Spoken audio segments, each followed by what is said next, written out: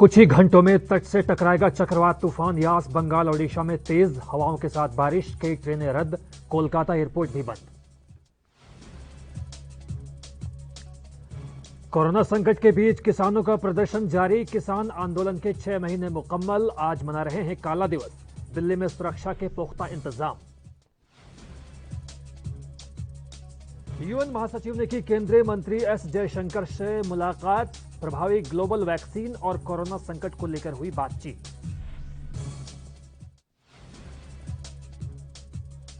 मुंबई में मोहल्ला क्लिनिक की तर्ज पर खुले मोहल्ला वैक्सीनेशन सेंटर, बुजुर्गों की मदद के लिए आगे आई युवाओं की टीम।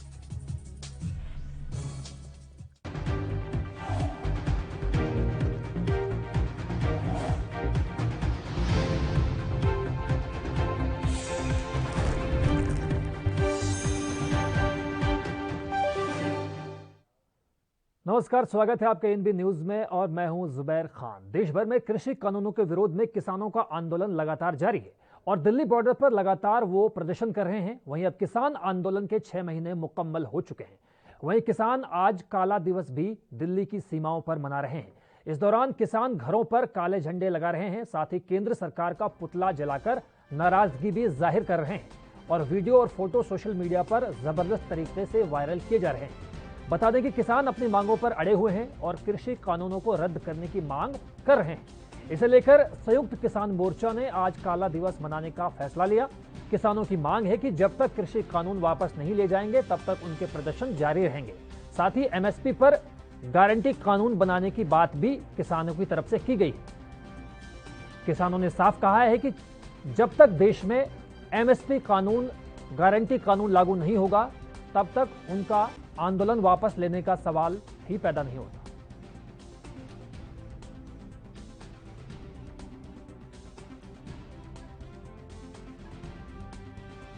काला झंडा लगाना क्या कोई गुनाह है?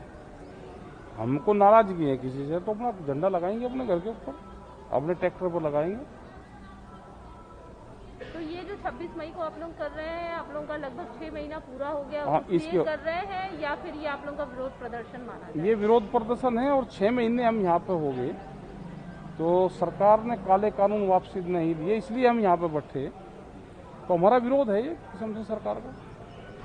संयुक्त किसान मोर्चा की बात करें तो उन्होंने ये पत्र भी प्रधानमंत्री जी को लिखा है बातचीत करने के लिए, वार्ता के लिए। पिछले दिन 21 तारीख की बात है, तो इसमें क्या कुछ आगे कोई आप लोगों की तरफ से कुछ हुआ है या सरकार की तरफ से किसी तरीके का आश्वासन आप लोगों के पास अभी आया है? कोई आश्वासन नहीं। हमने चिट्ठी उनको लिखी कि सरकार बात करनी चाहे तो हम बात कर लेंगे, क्योंकि वे बार बार कहते थे ना कि एक फोन कॉल की दूरी पे है। तो हमने तो लेटर ही लिख दिया, लिखा पढ़ा तो मैं ठीक रहता है, रिकॉर्ड में रहेगा। तो हमने चिट्ठी लिखी कि सरकार बात करेगी तो हम बात करेंगे। क्या स्थिति तो पिछले साल भी खराब थी। कोरोना काल में सरकार कानून लेकर आ सकती है तो कानून वापसी भी हो सकते हैं। हम यहाँ से कहीं नहीं जाएंगे, हम यहीं रहेंगे। जब सरकार को पूरा फुर्सत हो जाए, पूरा देश की प्रॉपर्टी बेच के जब फुर्सत हो जाए तो जब बात कर लेंगे। ये तो किसान है, ऐसे ही लगा रहेगा, खेतों में काम करता रहेगा, देश के लिए अनाज उत्पादन करता रहेगा, लाठी खाता रहेगा। और जब सरकार को बात करनी होगी तो बात कर लेगी। हमारे पास में टाइम है फुल, हम कहीं जाने वाले नहीं यहाँ से। ना आंदोलन छोड़ देंगे, ना खेत छोड़ देंगे। तो आप देख सकते हैं कि किसानों के नेता राकेश टिकैत ने साफ तौर पर यह कह दिया है कि जब तक उनकी मांगे नहीं मानी जाएंगी तब तक किसान दिल्ली की सीमाओं से कहीं नहीं जाने वाले, यहीं रहेंगे। ये बात आज राकेश टिकैत ने दिल्ली की सीमा पर खड़े होकर की और साथ ही इस बात की अपील भी सरकार से की, इस बात की गुहार भी सरकार से लगाई कि एमएसपी को लागू किया जाए देश भर में और साथ ही 3 कृषि कानून जो केंद्र सरकार के द्वारा देश भर में लागू किए गए हैं उनको जितना जल्द हो सके रद्द किया जाए। राकेश टिकैत ने साफ तौर पर कहा है कि जितना जल्द हो सके कृषि कानूनों को वापस लिया जाना चाहिए, नहीं तो सरकार को इसका खामियाजा भुगतना पड़ेगा। और इस खबर पर ज्यादा जानकारी के लिए हमारे साथ हमारे सहयोगी राजीव तिवारी मौजूद हैं। राजीव, फिलहाल बताइए कि दिल्ली की सीमाओं पर कैसे हालात हैं? किसान आज काले दिवस के रूप में इस दिन को मना रहे हैं और फिलहाल दिल्ली के आसपास के इलाकों की अगर हालत का जिक्र हम करें तो आप बताइए कि फिलहाल ताजा अपडेट क्या है। देखिए बिल्कुल बताएं, जिस तरीके से लगातार कृषि कानून को लेकर जो किसान है वो आज काला दिवस मना रहे हैं और लगातार कहीं ना कहीं सरकार को घेरने की कोशिश की जा रही है, क्योंकि सरकार अभी तक कृषि कानून को लेकर जो दुविधाएं थी किसानों की वो दूर नहीं कर पाई और ना ही कृषि कानून को वापस लिया जा रहा है। मतलब बात करें जिस तरीके से आज किसानों की तरफ से आज काला दिवस के लिए कहीं ना कहीं अनाउंस किया गया है कि काला दिवस मनाया जाएगा और सरकार को चेतावनी दी जाएगी कि सरकार कृषि कानून को वापस ले, मगर सरकार की तरफ से भी कहीं ना कहीं ये कहा जा रहा था कि जो किसानों के बीच में कोरोना जो है वो कहीं ना कहीं पैर पसार रहा है और कहीं ना कहीं कोरोना फैल रहा है, तो कहीं ना कहीं इसके लिए जिम्मेवार भी किसानों को बताया जा रहा था। मगर अब किसानों की तरफ से भी स्पष्ट कहा गया कि पश्चिम बंगाल के अंदर जो रैलियां हुई थी क्या सरकार के द्वारा उनके अंदर कोरोना नहीं फैला, मगर कहीं ना कहीं आरोप प्रत्यारोप जरूर किया जा रहा है। मगर जिस तरीके से अब कृषि कानून को लेकर किसानों का आंदोलन फिर दोबारा से जोर पकड़ता नजर आ रहा है और कहीं ना कहीं सरकार को फिर मैसेज दिया जा रहा है कि सरकार के खिलाफ खड़े हुए हैं और कहीं ना कहीं कृषि कानून को वापस कराएंगे। जी राजीव, मैं ये जानना चाहूंगा आपसे कि फिलहाल राकेश टिकैत के अलावा कोई बड़ा चेहरा भी दिल्ली की सीमाओं पर मौजूद है? देखिए बिल्कुल जिस तरीके से बात करें किसान संगठनों के नेताओं की, तो राकेश टिकैत बिल्कुल मौजूद है और उन्होंने पहले स्पष्ट किया था कि वो मौजूद रहेंगे और लगातार कहीं ना कहीं सरकार को घेरने की कोशिश की जाएगी। मगर अभी तक किसी पार्टी की बात करें या फिर किसी संस्था की बात करें, अभी बड़े चेहरे ऐसे कोई भी नहीं है जो तो राकेश टिकैत के साथ साथ देखा जाए। मगर इस आशंका यही है कि बड़े चेहरे भी कहीं ना कहीं शामिल हो सकते हैं इस आंदोलन के अंदर, और खुद अरविंद केजरीवाल ने भी कहीं ना कहीं किसानों के आंदोलन को समर्थन करते हुए नजर आए हैं। मतलब देखना होगा कि अगर अरविंद केजरीवाल समर्थन के अंदर आंदोलन के अंदर शामिल होंगे या फिर कोई और बड़ा चेहरा भी होगा, मगर अभी तक राकेश टिकैत बिल्कुल दिल्ली की सीमाओं पर मौजूद नजर आ रहे हैं। राजीव तिवारी जी, एक तरफ किसान आज काले दिवस के रूप में इस दिन को मना रहे हैं, तो दूसरी तरफ मोदी सरकार को भी आज 7 साल मुकम्मल हो चुके हैं। मोदी सरकार के दूसरे कार्यकाल को 2 साल पूरे हो चुके हैं, तो क्या सरकार और किसानों के बीच में कोई सहमति बनती हुई नजर आ रही है? देखिए बिल्कुल जिस तरीके से बात करें केंद्र सरकार की तरफ से बिल्कुल 7 साल पूरे हो चुके हैं, यानी कि दूसरी पारी का 2 साल पूरे हो चुके हैं और 3 साल अभी बाकी है। मगर जिस तरीके से किसानों की बात करें या फिर सरकार के बीच में और किसानों के बीच में जो बातचीत का दौर था वो बिल्कुल रुका हुआ है और अभी तक किसानों की जो समस्या थी वो दूर होती नजर नहीं आ रही है, क्योंकि सरकार की तरफ से यही स्पष्ट किया गया है कि कृषि कानून वापस नहीं होगा। मगर अभी तक जो स्थिति बनी हुई है वो कहीं ना कहीं चौंकाने वाली है, क्योंकि किसान अपनी बातों पर अड़े हुए हैं और सरकार वो अपने रुख पर अड़ी हुई है। अब देखना होगा कि बातचीत का दौर दोबारा स्टार्ट किया जाएगा या किसान जो है वो बार बार इसी तरीके से आंदोलन करती रहेगी। जी राजीव, दिल्ली से इस महत्वपूर्ण जानकारी को हमारे साथ साझा करने के लिए आपका बहुत बहुत धन्यवाद।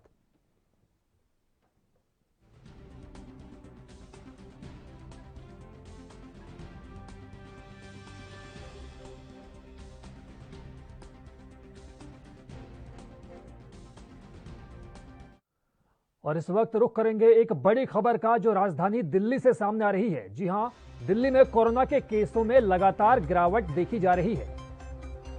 जी बिल्कुल, दिल्ली में लगातार कोरोना के केस घट रहे हैं। ये एक अच्छी खबर दिल्ली वासियों के लिए एक तरह से है कि दिल्ली में जिस तरह से कोरोना ने कहर बरपाया था, कोरोना हर किसी को अपनी आगोश में लेने पर आमादा दिखाई दे रहा था, कोरोना की रफ्तार रुकने का नाम नहीं ले रही थी। अब एक अच्छी खबर राजधानी दिल्ली से सामने आई है।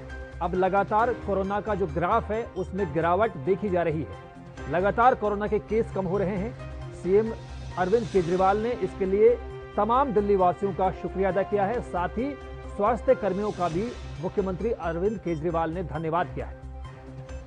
तो आपको बता दें कि दिल्ली में लगातार कोरोना केस घट रहे हैं। आज द्वारका के वेगास मॉल में वैक्सीनेशन सेंटर का उद्घाटन किया जाएगा और खुद दिल्ली के मुख्यमंत्री अरविंद केजरीवाल इसका उद्घाटन करेंगे। तो दिल्ली वासियों के लिए एक राहत भरी खबर, और आज से ड्राइव थ्रू भी शुरू किया जाएगा। राजधानी दिल्ली में आज से ड्राइव थ्रू वैक्सीनेशन भी शुरू किया जाएगा, इस बात को देखते हुए कि आगामी दिनों में राजधानी दिल्ली में कोरोना किसी भी कीमत पर पैर न पसार पाए। तो दिल्ली वासियों के लिए, दिल्ली सरकार के लिए ये एक अच्छी खबर, बेहतर खबर कि जिस तरह से कोरोना पूरे देश में हाहाकार मचा रहा था, कोरोना का कोहराम मचा हुआ था हर तरफ, खास तौर पर दिल्ली की अगर हम बात करें, दिल्ली का जिक्र करें तो शमशान घाटों में और कब्रिस्तानों में जिस तरह की तस्वीरें सामने आई थी, उन्होंने दिल को दहला दिया था। चक्रवाती तूफान यास ने अपना असर दिखाना शुरू कर दिया है। पश्चिमी बंगाल और ओडिशा के तटीय इलाकों में लगातार जो है यास तूफान का कहर देखने को आ रहा है और ऐसा अंदाजा लगाया जा रहा है कि तेज बारिश के चलते तूफान अपना कहर बरपा सकता है। बंगाल और ओडिशा में तूफान यास का असर दिखाई दे रहा है, तो वहीं बिहार और झारखंड में भी तूफान को लेकर अलर्ट जारी है। अगले कुछ घंटों में चक्रवाती तूफान यास ओडिशा के तट से टकराएगा और टकराने के दौरान बंगाल और ओडिशा के कई इलाकों में भारी तबाही मचाई जा सकती है। तबाही मचने से पहले की तस्वीरें आपको दिखाई दे रही हैं कि तूफान यास के टकराने से पहले की ये तस्वीरें आपकी टीवी स्क्रीन पर मौजूद बंगाल के मेदिनीपुर, दीघा, कोलकाता, दक्षिण 24 परगना और ओडिशा के भद्रक, भुवनेश्वर, दमरा की तस्वीरें इस वक्त आपकी टीवी स्क्रीन पर मौजूद। ओडिशा के भद्रक और भुवनेश्वर में बारिश के अलावा तेज हवाएं चल रही हैं, तो ओडिशा के धामरा में तूफान का असर ज्यादा दिखाई देने लगा है। यहाँ तेज आंधी के साथ साथ लगातार बिजली की गड़गड़ाहट के साथ जमकर बारिश हो रही है। बंगाल के दीघा में भी समुद्री लहरें तूफान की दस्तक दे रही हैं। इन लहरों को देखकर अंदाजा लगाया जा सकता है कि जब यास अपना पूरा विकराल रूप लेकर बंगाल और ओडिशा के तटों से टकराएगा तो क्या मंजर होगा, इसका अंदाजा बाकायदा लगाया जा सकता है। चक्रवाती तूफान यास ने कई इलाकों में तबाही मचाना शुरू किया है। पश्चिम बंगाल के उत्तरी 24 परगना के इलाके नईहाटी और हाली शहर में कई घर तबाह हो चुके हैं। तेज हवा की वजह से बिजली के खंभे और पेड़ उखड़ गए हैं। इसके अलावा बंगाल के ईस्ट मिदनापुर और कोलकाता में भी बारिश और तेज आंधी की खबरें सामने आई हैं। तूफान के मद्देनजर प्रशासन लगातार लोगों को सुरक्षित स्थानों पर पहुंचाने की कवायद में जुटा हुआ है।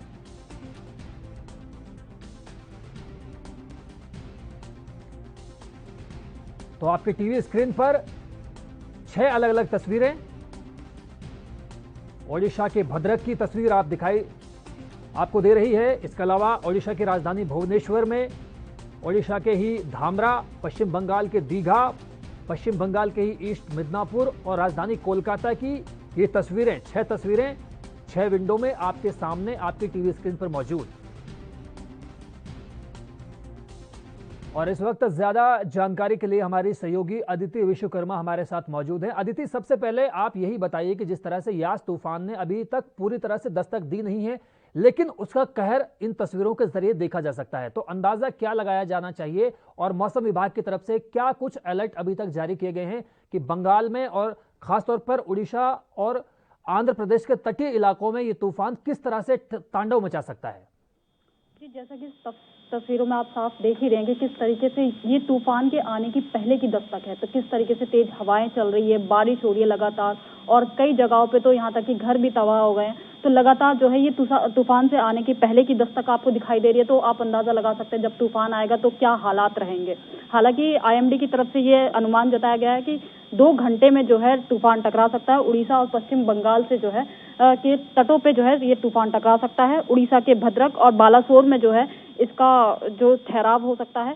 फिलहाल उड़ीसा के बालासोर और भद्रक में भी तेज हवाएं चल रही है, बारिश चल रही है और पश्चिम बंगाल के नॉर्थ परगना में तो हवाओं का सिलसिला इस तरह कदर जारी है कि वहां पे कई घर जो है तबाह हो गए।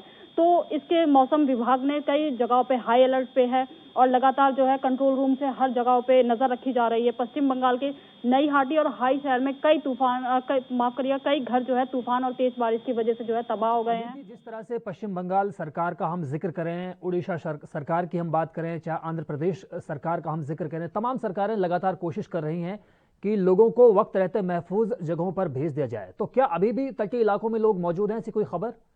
नहीं, अब मौजूद नहीं है। हालांकि रेस्क्यू टीम वहां पे तैनात है। तकरीबन 10 लाख से ज्यादा लोगों को विस्थापित किया जा चुका है, क्योंकि पेड़ और जो घर होते हैं उनको तो विस्थापित नहीं किया जा सकता। लोगों को जो है सुरक्षित स्थान पे पहुंचाया जा सका है। जनहानि कम से कम हो इस चीज की जो है कोशिश लगातार जारी है, लेकिन पेड़ और जो घर हैं उनको तो जाहिर सी बात है कि नहीं वहां से हटाया जा सकता। तो जो हानि होगी तो इन पर्यावरण को और घरों को तो होगी ही, लेकिन लोगों को ज्यादा से ज्यादा बचाने की कोशिश में जो है प्रशासन जुटा हुआ है। लोगों को लगातार जो है सही जगहों पे पहुंचाने की कोशिश है और इसके मद्देनजर कई ट्रेनों को भी जो है रद्द कर दिया गया है और सुबह से ही जो जिसे कहते हैं कि एयरपोर्ट्स को बंद कर दिया गया है। तो 29 मई तक, तूफान के मद्देनजर 29 मई तक जो है कई ट्रेनों को रद्द कर दिया गया है। कोई भी ट्रेन इस दौरान संचालित नहीं है, ना ही कोई। बहुत शुक्रिया आपका।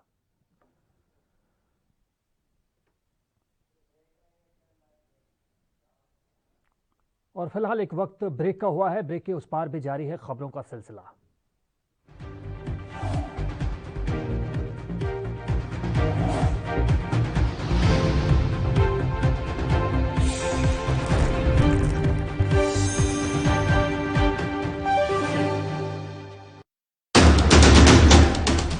राष्ट्र धर्म, रात 8 बजे सिर्फ ANB न्यूज पर। न्यूज देख रहे हैं आप, मैं हूं आपका पल्लवी राजपूत। कोरोना की स्थिति दिल्ली में काफी बेकाबू। खबरनामा, खबर से असर तक।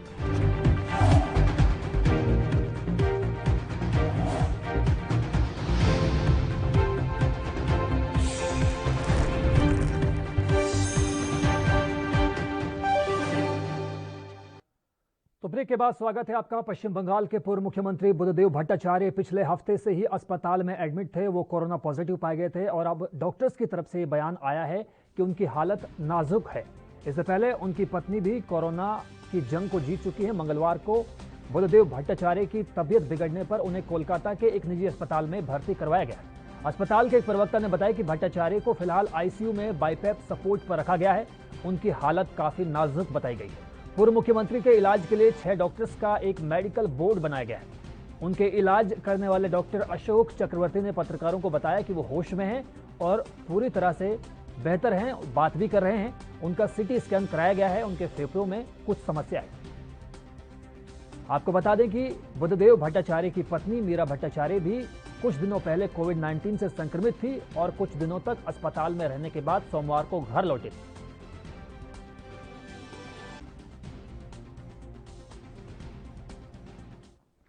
देश भर में कोरोना संक्रमण को रोकने के लिए कोरोना वैक्सीनेशन का काम जोर शोर से चल रहा है। इसी क्रम में तेजी लाते हुए राजधानी दिल्ली में अब आपको वाहन में बैठे हुए ही कोरोना वैक्सीन लगाए जाने की सुविधा मिलने वाली है। देश के पहले ड्राइव थ्रू टीकाकरण केंद्र की शुरुआत दिल्ली के द्वारका में आकाश हेल्थ केयर सुपर स्पेशलिटी अस्पताल में आज से शुरू होगा। दिल्ली में आज से शुरू होने जा रहे ड्राइव थ्रू टीकाकरण केंद्र का उद्घाटन मुख्यमंत्री अरविंद केजरीवाल करेंगे। इस उद्घाटन का समय आज 11:30 रखा गया है, जो द्वारका के सेक्टर 14 के वेगास मॉल में किया जाएगा। आकाश हेल्थ केयर सुपर स्पेशलिटी अस्पताल ने कोरोना वैक्सीनेशन के तहत कोविशील्ड की 30,000 खुराक खरीदी, जिसके तहत 18 से 44 साल के उम्र के लोगों को वैक्सीन दी जाएगी।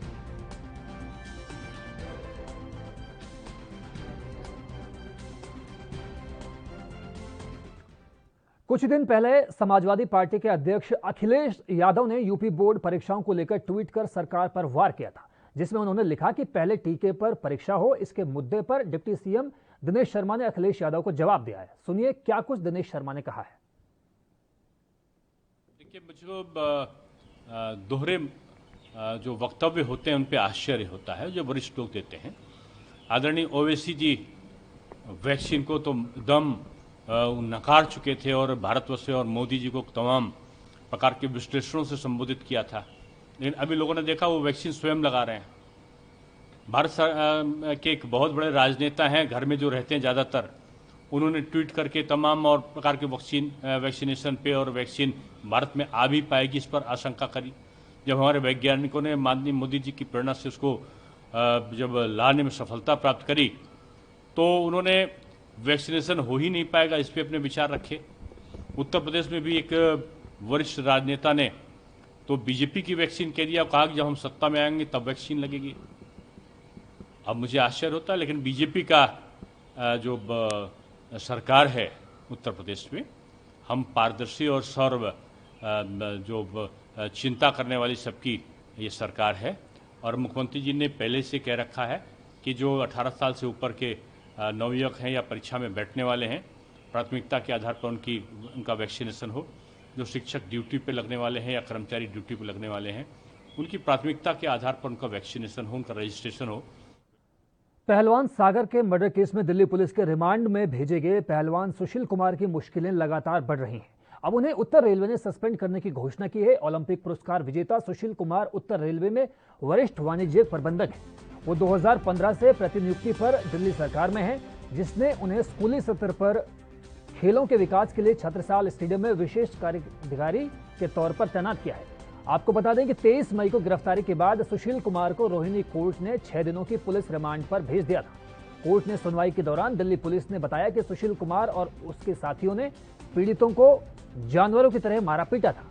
हत्यारोपी सुशील कुमार और उसके साथी उस इलाके में अपना आतंक कायम करना चाहते थे।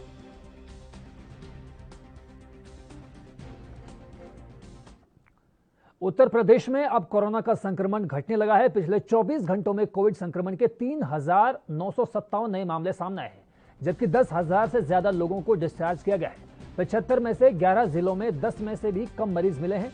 वहीं अब एक्टिव केसों की संख्या लगभग 75 से ज्यादा हो गई।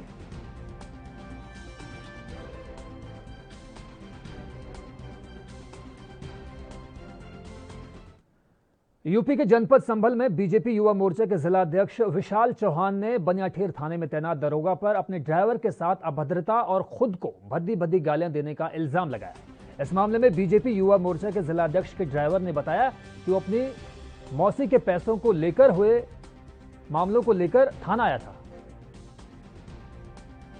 थाने में तैनात दरोगा ने मेरी मौसी को बिना मास्क के देखकर भद्दी भद्दी गालियां देना शुरू किया। वहीं इस विषय में बीजेपी युवा मोर्चा के जिलाध्यक्ष विशाल चौहान ने बताया कि इस मामले की शिकायत बीजेपी के क्षेत्रीय मंत्री राजेश सिंघल जी और पुलिस अधीक्षक चक्रेश मिश्रा से की गई है।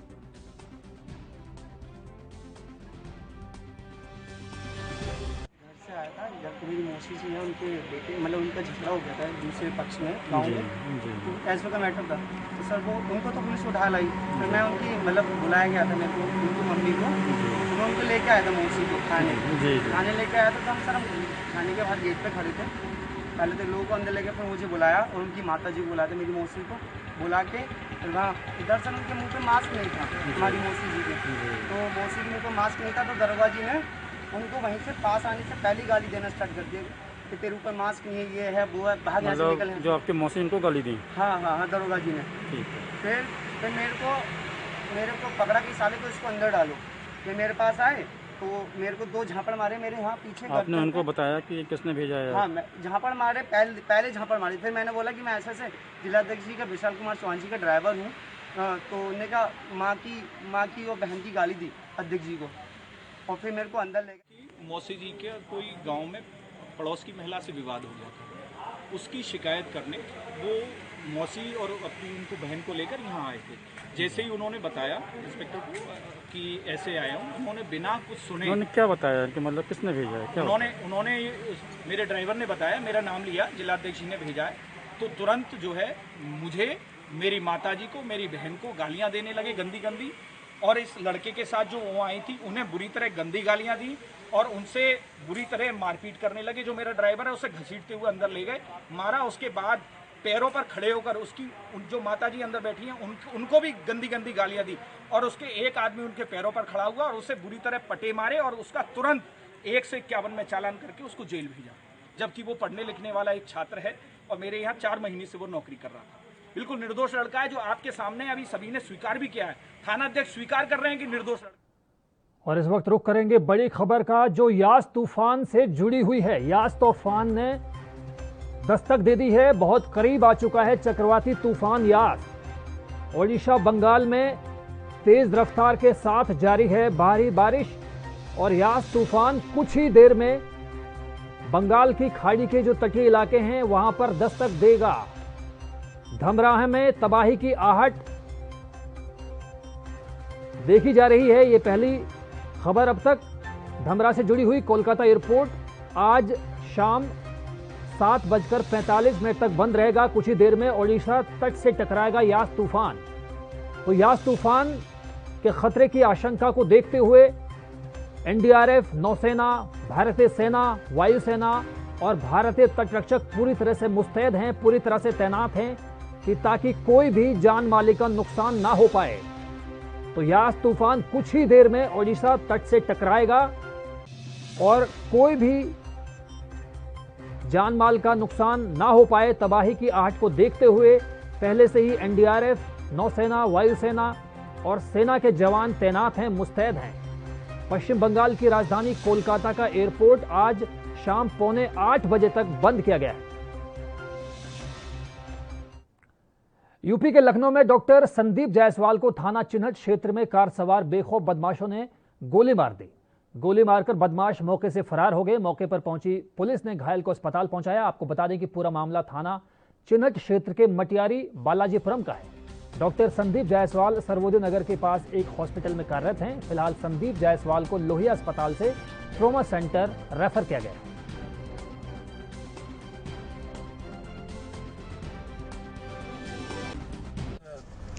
चिनट पुलिस को एक सूचना प्राप्त हुई है, जिसमें बताया गया कि एक गाड़ी को रोक करके उसमें बैठे हुए एक डॉक्टर संजीव जायसवाल को कुछ लोगों ने, कुछ अपराधियों ने मारा है।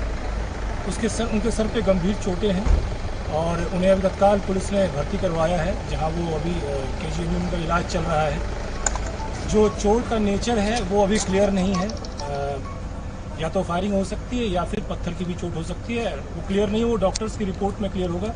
प्रथम दृष्टया अभी कुछ नहीं कहा जा सकता है, उनकी हालत गंभीर है। ये हर्षित ट्रॉमा सेंटर सर्वोदय नगर इनके ओनर थे और किस कारण से ये विवाद हुआ है, ऐसा देख के प्रतीत होता है जैसे किसी विवाद या रंजिश का ये मामला है। प्रथम दृष्टया पुलिस अभी इसमें जांच और तफ्तीश कर रही है। जो भी चीज़ें आगे क्लियर होंगी वो हम लोग और भी। विदेश मंत्री एस जयशंकर ने संयुक्त राष्ट्र के महासचिव एंटोनियो गुटेरेस से मुलाकात की और इस दौरान कोविड-19 महामारी के चलते आई चुनौतियों को लेकर व्यापक चर्चा की।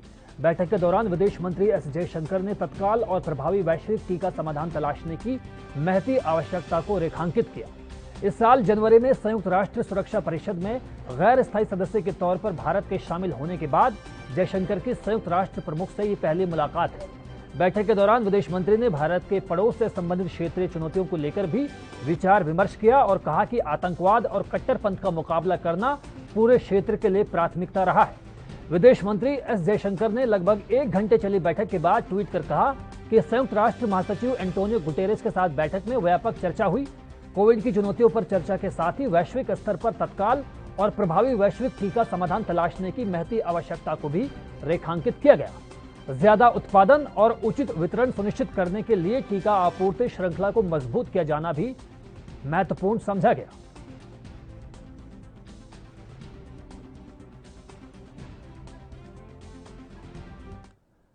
भारत में कोरोना वैक्सीन को लेकर मची किल्लत के बीच एक अच्छी खबर भी सामने आई है। एक तो अमेरिका कंपनी मॉडर्ना ने अगले साल भारत में single dose corona vaccine launch करने की उम्मीद जताई है, तो दूसरी ओर कंपनी फाइजर ने ये कहा है कि वो इसी साल भारत को 5 करोड़ डोज देने को तैयार है, बशर्ते उसे कंपनसेशन और महत्वपूर्ण रेगुलेटर में छूट मिले। बता दें कि मॉडर्ना ने कहा है कि उसकी वे भारत की दवा निर्माता कंपनी सिप्ला और दूसरी कंपनियों से भी बात हो रही है। मॉडर्ना ने भारतीय अधिकारियों को बताया कि उसके पास 2021 में देने के लिए वैक्सीन नहीं है। फिलहाल उसके पास अपनी घरेलू जरूरतों को पूरा करना ही पहली प्राथमिकता है। वहीं फाइजर ने कहा कि उसके पास वैक्सीन तो है, लेकिन कंपनी ये चाहती है कि किसी भी तरह का कोई कानूनी पेच फंसता हुआ नजर ना आए। इसके लिए कंपनी की कोई भी जवाबदेही नहीं होगी।